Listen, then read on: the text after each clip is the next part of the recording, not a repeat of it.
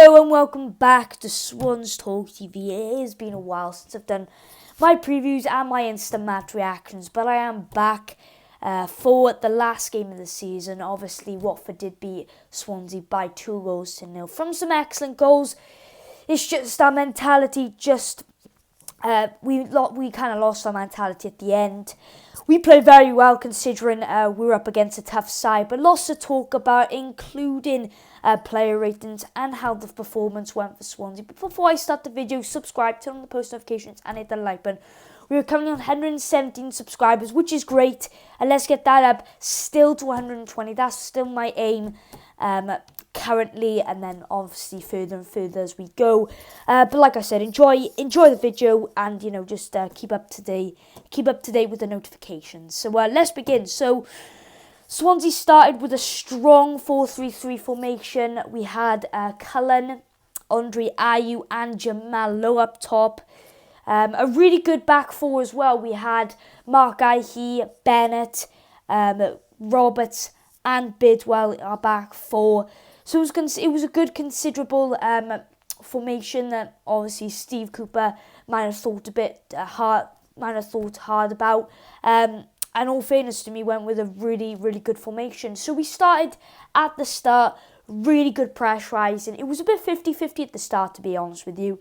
But we had really good tempo, though. I got to say, we had some cracking chances. We just didn't manage to equalise those chances because I think we just have to get more sharper on the first touch.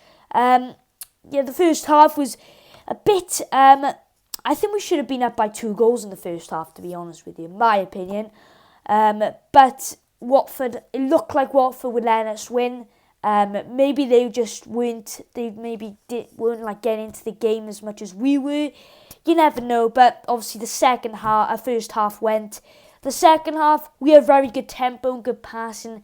Then Andre Gray scored the 56th goal in the last game of the season, which was disappointing. As I believe it was a Mark Ayew deflection, or I think it was an own goal or something. He positioned the ball. He gave the ball. It was pretty much an own goal, to be honest with you. To put into simple context, I believe. Watford had good speed on the counter-attack, 100%. They had very good speed on the counter-attack. But we managed to keep our critical touch. We managed to keep our critical defence on their first touch, which was really good. There was quite a lot of substitutions in the second half. Danda, Smith, Routledge and Cooper came on, and Grimes, Cullen, Ayew and Jamal came off. It was loads of substitutions. I couldn't keep up with it, but that was the substitutions that came on and came off. Obviously, then Hourihane and Whittaker had a substitution in the 77th minute. I thought we should have not taken the best players off, to be honest with you, because considering we had a really good first half, I believe that we took on good players like Routledge, Danda, etc. But we took off we took off really good players, and I mean the players that were really helping us stay in the game. But it was just disappointing. I guess we had to give everyone a game. Which was the main thing. And then there was another goal from another Watford player late on in the 80th minute, I believe, 88th minute, 89th minute. So it was very disappointing. 3 points to Watford. Obviously they are promoted, but we're still in the playoff places.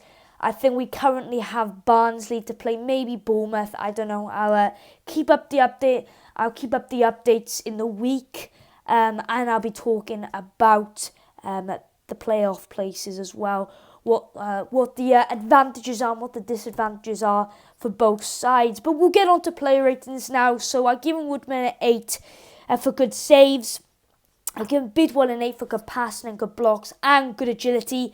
I've given Bennett an 8 for good blocks and passing. Guy, 7.5 for good. Guy, 7.5 for sloppy. A little bit of sloppy passing, but it got better. But mostly blocks in the game. Robertson, 8.5 for good speed, passing, agility. Hourihane 7.5 passing. I still think he needs to get more involved, because when we bought him, I believe, in the middle of the season, he was creating lots of goals for us. But I think his goal streak is sort of he has a bit of a goal drought currently, so he needs to just get a goal in, just to make him feel a bit more involved in the game. I've given Fulton an 8 for good blocks, passing skill.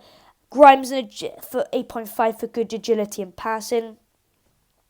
I thought Grimes was one of the best players, obviously creating chances for us in all the game.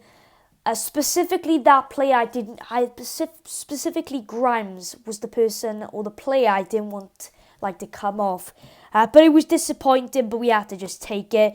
I've given Cullen a 8 for good agility and good awareness in the game. I think he could have got more involved, got onto the ball more quick. I've given Andre Ayew an 8 for good skills, good passing and good agility, and Jamal an 8 for good speed, passing and blocks. But anyway, obviously that is, I believe now, that is the end of the season. Playoff places now to come. Hopefully we win again. Hopefully we win against whoever we take on in the playoff places. And I'll see you soon in the week. Come on, the Jack Army.